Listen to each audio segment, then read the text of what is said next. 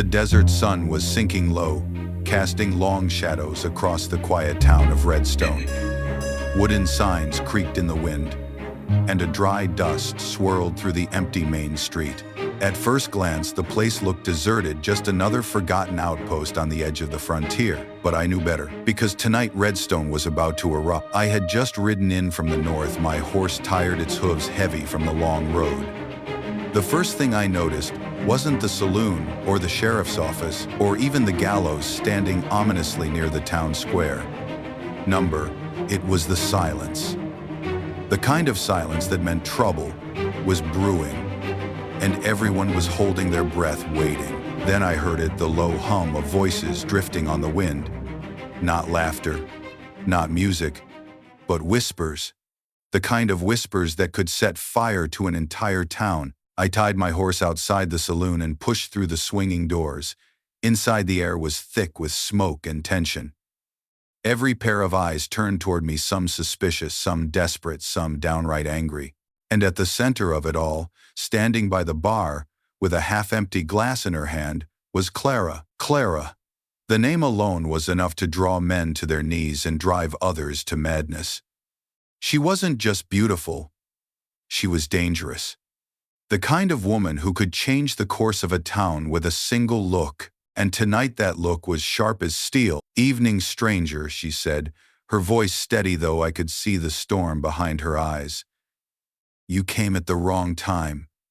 Or maybe the right one." I frowned. "Depends on what I just walked into." She tilted her glass toward the window, toward the gallows standing lonely in the square. "Tomorrow at sunrise someone swings, and the town's divided on whether it should be me." My blood ran cold.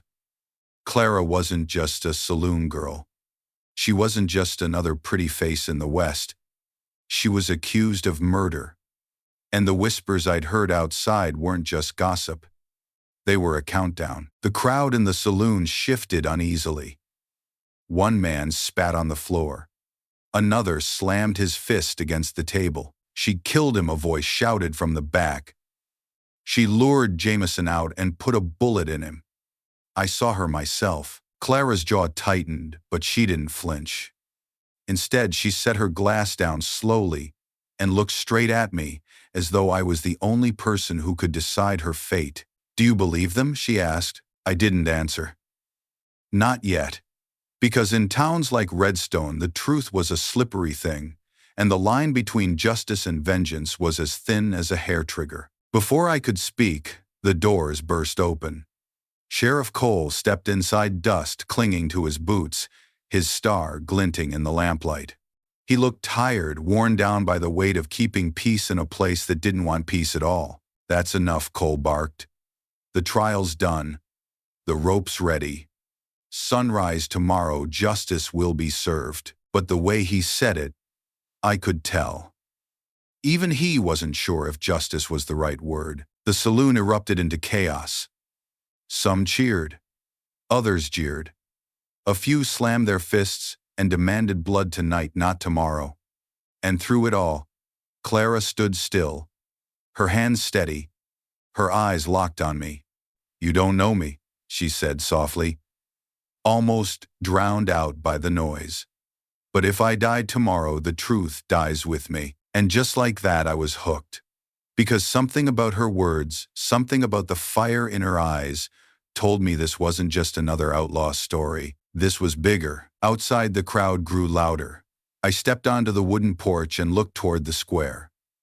A bonfire crackled in the night, casting flickering shadows on the gallows. The people of Redstone were gathering, torches in hand, chanting Clara's name, some to free her, others to hang her. The whole town was tearing itself apart. And in the middle of it, I realized something. Tomorrow morning wasn't just about Clara's fate.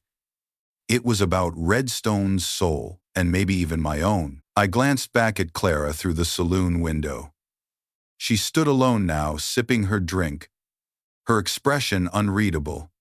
But her eyes told a story. One filled with love, betrayal, and secrets buried deep in the desert sand. And I knew before the night was over I'd have to decide whether to walk away or to stand with her no matter the cost. Name's Jack Morgan. I've spent more years drifting than staying. The West is a ledger, and most days, I'm just paying down a debt I can't name. But the moment Clara's eyes fixed on me like I might be the last card left in a crooked deck, I felt the ledger turn a page. Sheriff Cole followed me onto the porch, tugging his hat low. "You ain't from here," he said. "That's your blessing. Don't make it your curse." "What isn't?" I asked. He nodded toward the square. The mayor put a choice on the table. Old frontier mercy, he calls it.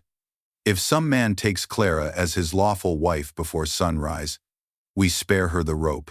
And if not, you see the rope. A laugh rose behind us.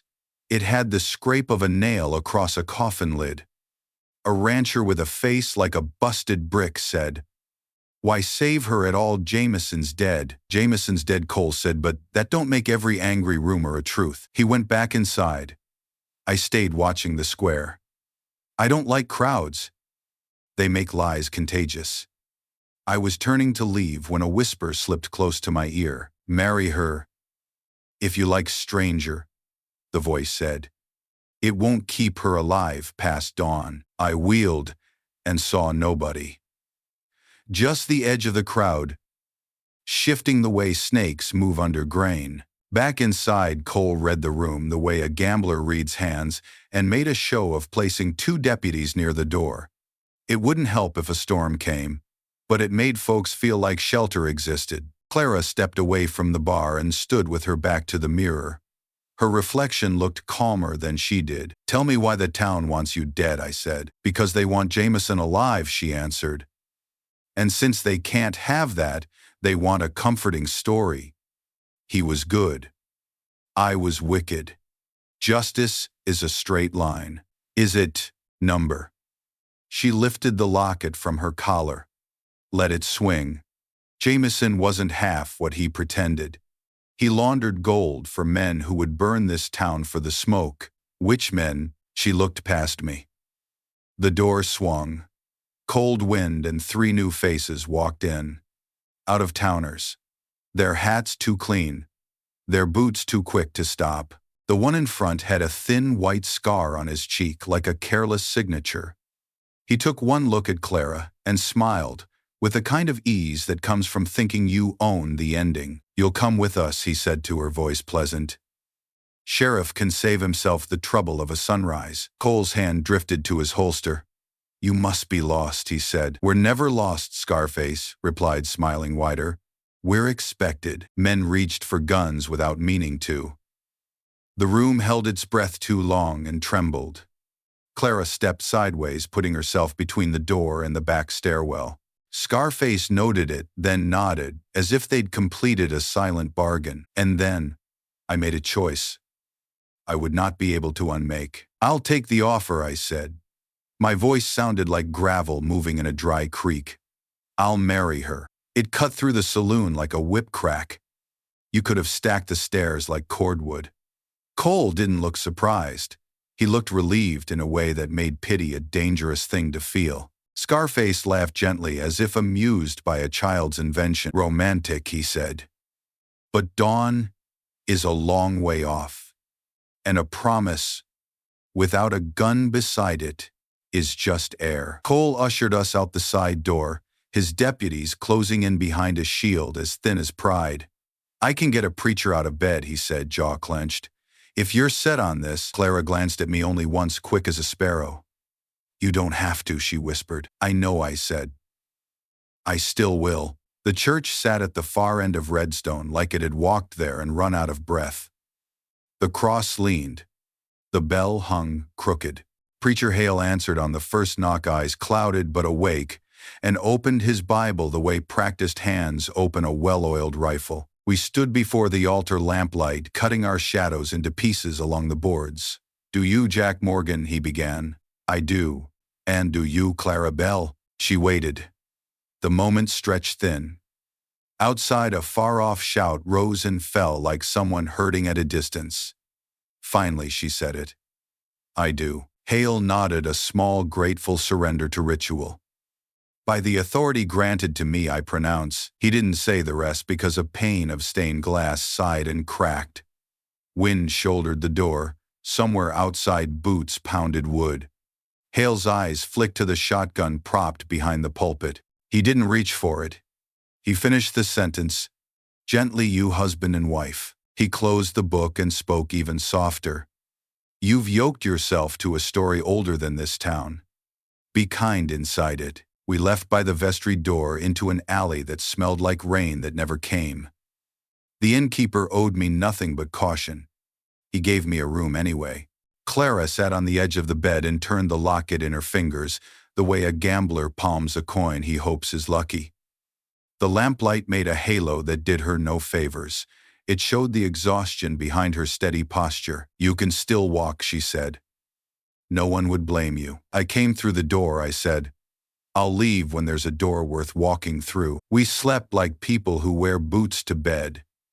It wasn't sleep so much as a truce with the dark. Past midnight, the window moaned.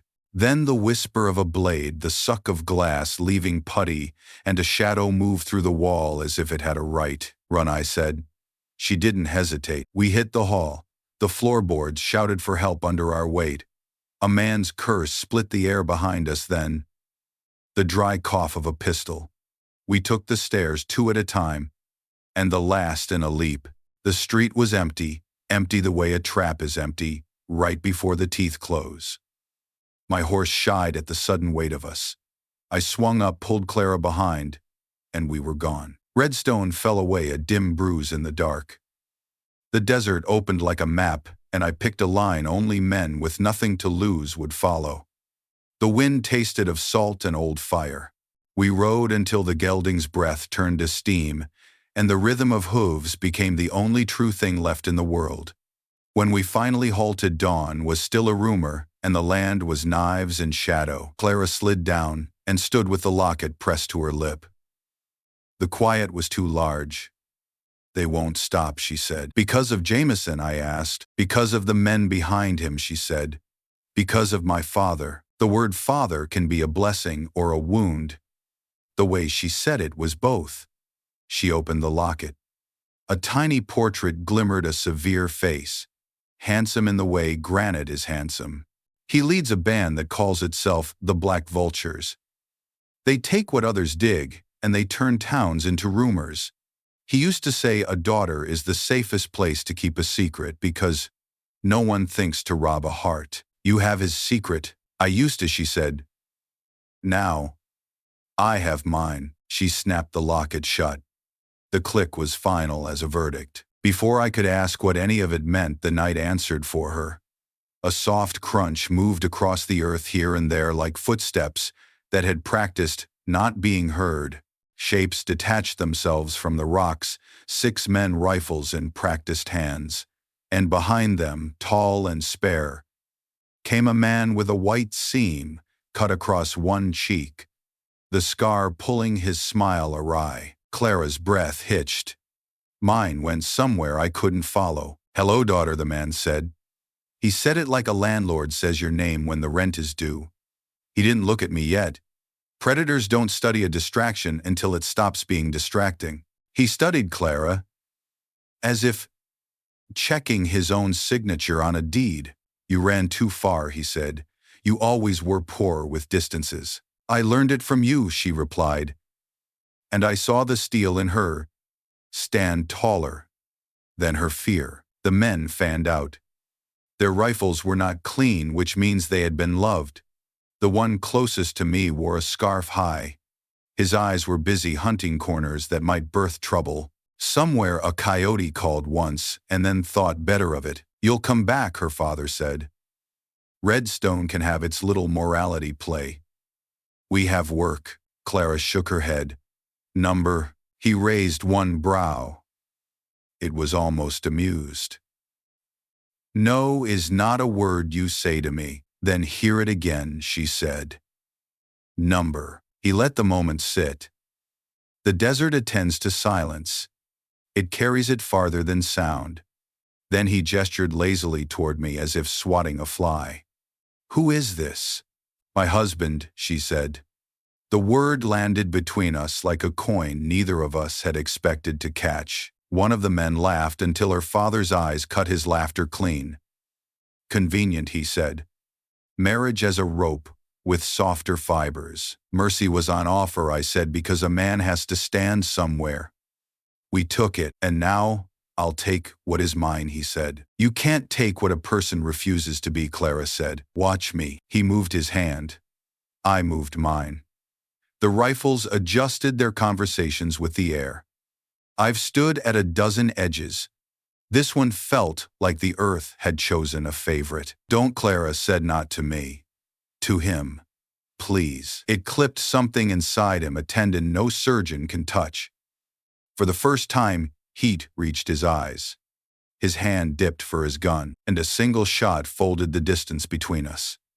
Not mine. The sound rolled along the rocks and returned to us thinner. The tall man lurched, looked down at the wound, blooming on his shirt like a flower, late to its season, and knelt with the kind of grace only surprise can give. Scarface. This one, not her father, lowered his smoking pistol. His smile at last matched to something real. Relics don't lead, he said. Vultures need a younger beak. It took a second for men to decide whether they were more loyal to habits or to survival. The second ended. Some shifted their rifles towards Scarface. Most held to the momentum of fear. Clara went to her father because blood pulls even when it's poisoned. He made a clumsy reach for his dropped gun. My boot arrived first and sent it into dark. He glared at me, and I felt the kind of hate that makes men immortal for all the wrong reasons. Enough, Scarface said, voice honeyed. Tie the boy. Take the girl. Dawn is generous, and I intend to spend it. There are times a man must be a hero and times he must be a mathematician. I did the numbers and saved my courage for later. Rope chewed my wrists. They hauled us to our feet and toward the horses. Scarface cooed to Clara, as if he were gentling a spooked filly. You'll show us a hole under Deadwood Canyon, he said. Your papa salted other men's gold where no law would trouble it. We'll lift it into the light. I don't know the place, she said. That would be a better lie if your eyes didn't shine when you said it, he said. He flicked a glance at the locket. Keys are not always metal, darling. Some are stories. We rode before the sun had decided who it loved. The land stretched in long thoughts. Scarface talked as men talk when they like the sound of themselves washing over a captive. I'm merciful, he said. Your father wasn't. He believed in terror. I believe in administration. We'll open a bank when we're done, and Redstone will queue for loans from the men who robbed them. You'll never get that far, I said. Hope, he replied, is a diet. It keeps some men alive. It makes others thin enough to cut. Deadwood Canyon appeared like a wound the earth had stopped bothering to heal. Widow's Leap jutted high, a lip daring men to jump or be pushed. They camped without ceremony and put sentries on the rim. Scarface took the locket from Clara and turned it in his hands until it opened like a tired eye. He squinted at the seam as if secrets condescend to the impatient. I've seen bigger maps, he said. You've never seen better, Clara answered. He tossed it to a lieutenant. Tie it to your wrist. Losing it is a one-handed mistake. They tied me to a bitter little shrub and Clara to a picket line that would burn her before it broke. The canyon swallowed heat and returned every sound with teeth marks. For a while, all anyone did was breathe, and then night put its thumb on the scale. The first shot shaved Scarface's hat. The second took a sentry so clean he sat down politely and never stood again. Echoes tripped over each other. Men ran toward where they thought death was born and found only stone. A fourth shot whipped past Clara's rope and cut it free as neat as surgery. She stumbled, rolled, rose, with the locket in her fist. Run, I shouted, and the word leaped ahead of her into darkness. Scarface fired at ghosts. I yanked at the rope until skin left me in strips. The scrub surrendered with a small cry. I hit the nearest man with a force that surprised us both, took his gun, and gave the canyon back its noise. Above the unseen rifleman worked a rhythm steady as a clock that had learned to love itself. Clara's father appeared with a fresh bandage and an old malice. He raised his rifle and sighted not on her but on me. He knew levers. He always had. The shooter on the rim disagreed. A hole opened in the bandage and closed his argument. He folded as if the ground had turned suddenly soft. The fight drained away from the vultures like heat after sundown. Most ran. Scarface retreated last vanity upright, though his future limped. He glanced back at me and wrote something patient in the air with his eyes. Then he was gone, and the echo of his horse thought about staying and then left too. We found Clara tucked into a crevice where the rock made a small, deliberate room. She was breathing like she'd been taught to ration air and lived by the lesson. The locket was in neither hand and on no chain. She glanced once at a narrow crack, and I pretended to study my boot. The shooter descended. He came slow down a goat path only fools or certain kinds of brothers would trust. He touched ground and tipped his hat. Elias Morgan, my half-brother, smiled the way a man smiles when he's earned the right not to. "Jack," he said, "you always did know how to find a busy night. You always did know when to crash one," I said. He tipped his hat to Clara. "Ma'am, thank you," she said, and the words were clean. He shrugged. "Don't make too much of it. I like Scarface less than I like most men.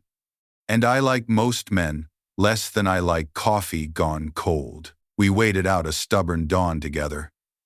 When light finally admitted itself, it found bodies that didn't argue and blood already drying to the color of old rust. We left what the canyon had chosen to keep. The three of us wrote a crooked line out of their crooked, because truth doesn't travel straight long. Elias peeled away near a dry wash. "Lose that key," he said. "Keys open things best left shut. Keys lock things best left lost. Either way, men die to hold them." "It's gone," Clara said. He stared a heartbeat longer than was polite. Then he grinned. "Good. Don't let me be wrong about you." He raised two fingers, a lazy salute. "Don't forgive me more than once, brother. It gives me ideas." He rode east until the sun decided distance was its job, not ours.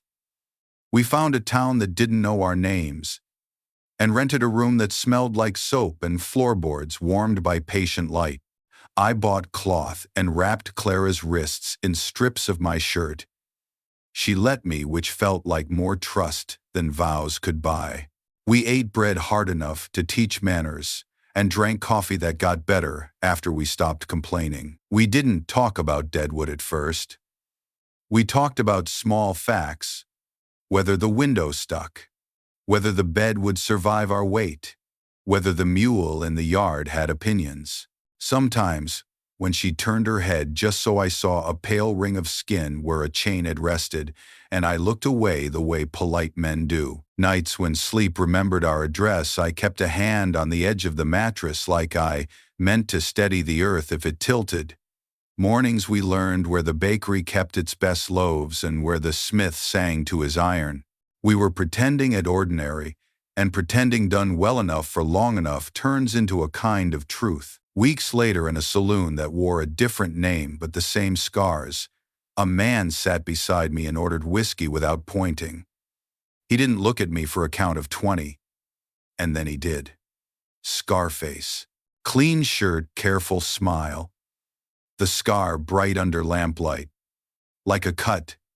The day refused to heal. "How's married life?" he asked. "Better than leadership," I said. He chuckled as if I'd paid him a compliment. "Keys have gravity," he said. "They roll downhill to the men willing to break their fingers catching them. If not Deadwood, then somewhere else. If not a canyon, a river. If not a river, a grave. The West buries as much as it grows." "I drink to life," I said, and lifted my glass to nobody in particular. "It's a habit I intend to keep." He leaned in just enough for breath to become a conversation. "Life is expensive," he said. "You can pay with gold or blood or other people's time." He straightened, smile soft. "Tell your wife I said hello. We aren't done making one another's acquaintance." He left a coin fat enough to impress the barkeep and a shadow long enough to follow me up the stairs. In our room, Clara sat cross-legged on the floor, hands in her lap, her eyes somewhere between now and a long time ago. I told her he'd come. She nodded like I'd reported weather. He thinks the key will find him, she said. Will it? No, she said. And then gentler, not unless I want it to. We moved again north and west, then west and north, the directions exchanging courtesies. A place called Harmony needed fence posts more than it needed trouble, so I put posts in the ground until my hands learned a better idea of straight. Clara took the ledger at the feed store 2 afternoons a week and made the numbers behave. People learned our names, the way rain learns roofs slowly. Then, all at once, on Sundays we shared a pie with neighbors who told stories about sons who had ridden east to be clerks and daughters who had married men too kind to be interesting. On Tuesdays I cleaned a rifle I pretended I wouldn't need. At night when the sky tore open, I sometimes took a rope from a drawer, looped it over a nail, and let it swing until it forgot. It reminded me there are days the world tries to choke you, and nights you learn how to breathe again. More weeks. Enough that the calendar began to lose interest in us. Then, one afternoon, Sheriff Cole from Redstone rode up the lane with dust in his hair and apology on his face. He'd aged. Guilt is a weight you wear in the bones. I came to say the town sent its regrets, he said, hat twisting in his hands. They don't know the words for regret, but they tried some on. He glanced at Clara. I should have fought harder before a rope was mentioned. I didn't. He swallowed. And Jameson, the coroner, finally looked like he meant his job. Bullet didn't match Clara's pistol. Never did. Clara and I said nothing for a quiet moment, while the wind did a slow job of changing subject. Then she stepped forward and did the kindest thing anyone can do with an honest confession. She accepted it. Thank you for coming, she said. Tell them I learned to breathe anyway. He tipped his hat. You two keep your heads down, he said. Some men don't like being proved wrong. After he left, the house felt larger. We walked its rooms as if someone had moved a wall we hadn't noticed. That night we ate stew too salty, and pretended we meant it that way. We didn't talk about Scarface. We didn't need to. Threats grow best in silence.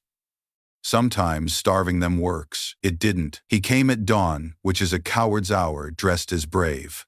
4 riders fanned across our yard with confidence so loud it could be heard at the mill. I stepped onto the porch with the shotgun that had difficulty catching its breath.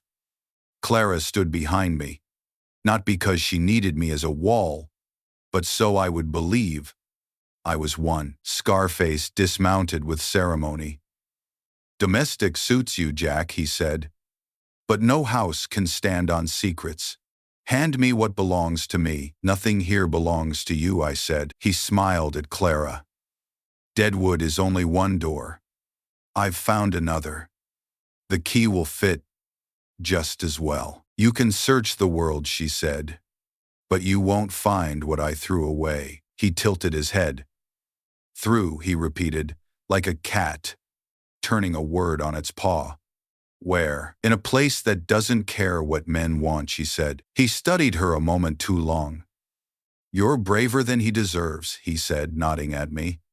Then clicked his tongue. His men spread not to attack, but to measure distances, door to well gate, to fence line porch to the road.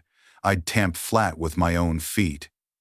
I saw the shape of a siege forming, and my hands itched to ruin it. Before the shape could become a fact, a rifle cracked from the pasture, flat and sure.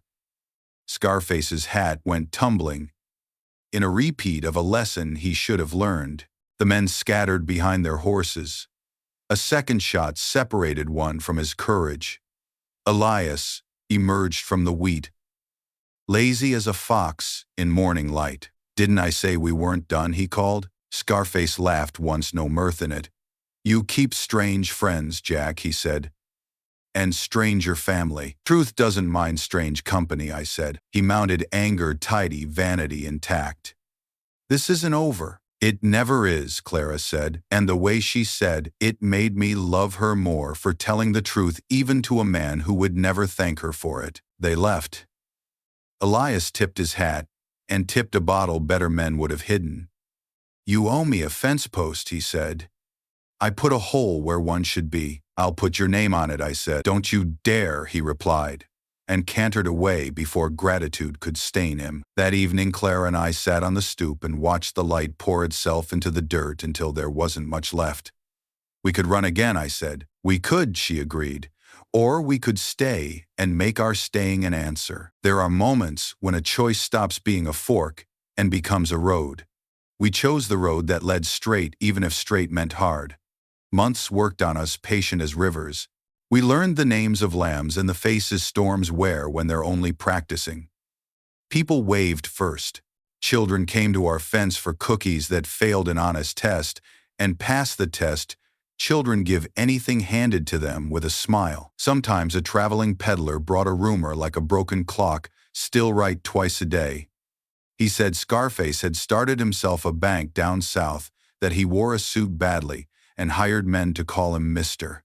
He said the vultures had molted into clerks and lawmen, and that papers did the stealing now. He said our names once, and looked pleased to watch my face hold still. At night, when the stars lit their lamps and no one else needed me, I went to the barn and took down the short length of rope. I keep like a bad memory. I refused to forget. I let it swing from a nail until it made peace with the air. Then I put it away.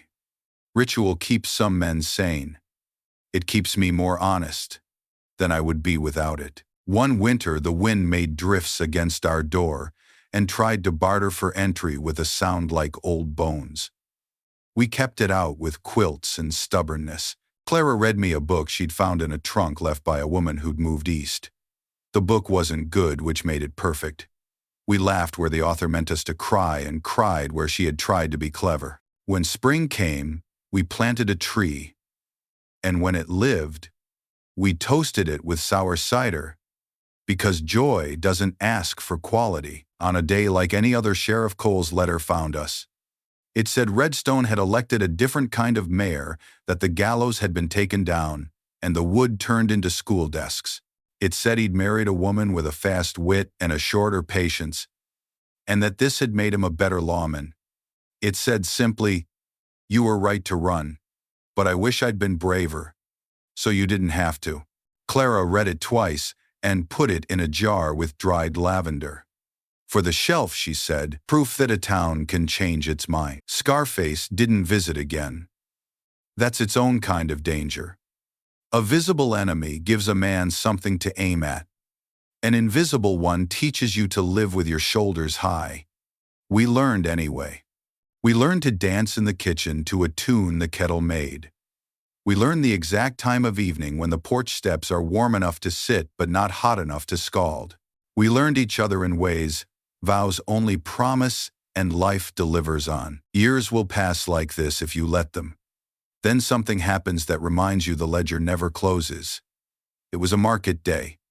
We'd sold eggs to a woman who would have paid with gossip if I'd let her. I ducked into the saloon because the barkeep keeps a ledger of his own, and I owed him a story. The room looked like all rooms look, where men pretend they're making choices no one else will have to pay for. A man sat at the far end of the bar, his back straight, his hat too new. He turned when I didn't expect him to. Scarface, older by the width of a few regrets and the weight of a suit, but the scar had kept its youth. "Jack," he said, "you've learned to stay." "Some of us had to," I said. He swirled whiskey, like he meant to hypnotize it. "Do you ever miss the chase?" "No," I said, and felt how true it was. He smiled, not kindly. "Keys show up. It's what they do. And holes in the ground talk to men prepared to listen." "You're late to that sermon," I said. "Maybe," he said. "Or maybe I'm the man the story was waiting for." He placed a folded paper on the bar and slid it toward me with 2 fingers. A map, or something that wanted to be. A river traced by a careful hand. A circle where rivers meet. "South," he said. 2 days' ride. If a wife ever wanted to undo the past, that's where she'd bury it. I didn't touch the map. "If you go looking," I said, "you'll find something you deserve." "That's what I'm counting on," he said, and stood. Tell her I said thank you for keeping it safe for me. He left with the slow certainty of a man who thinks fate has his address. I waited until the barkeep found a reason to be in the back room, then burned the paper in an ashtray that had seen other secrets smoke. The ashes didn't look like a map. They looked like soil. At home, Clara sat with her hands folded on the table like a woman rehearsing for something quiet. I told her. She listened, then opened her hand. A faint line, pale as breath, circled her ring finger where once a chain had rested. I threw it away, she said, and I believed her even more than before. But I'll do it again in case you need me to. I don't, I said. I only need you to stay. She smiled then, not the smile you give the world to get by, but the one you give the person who watched you learn how. The house seemed to settle around us like a dog finding the floor. Some nights when the wind comes the way, memory does suddenly from a direction you forgot existed. I take the rope from the drawer and loop it and let it swing. It is not penance. It is a reminder that there was a day a noose waited for a neck and didn't get one. It reminds me that a preacher told me to be kind inside a story, and that I keep trying even when trying feels like a poor tool for the job. It reminds me that the West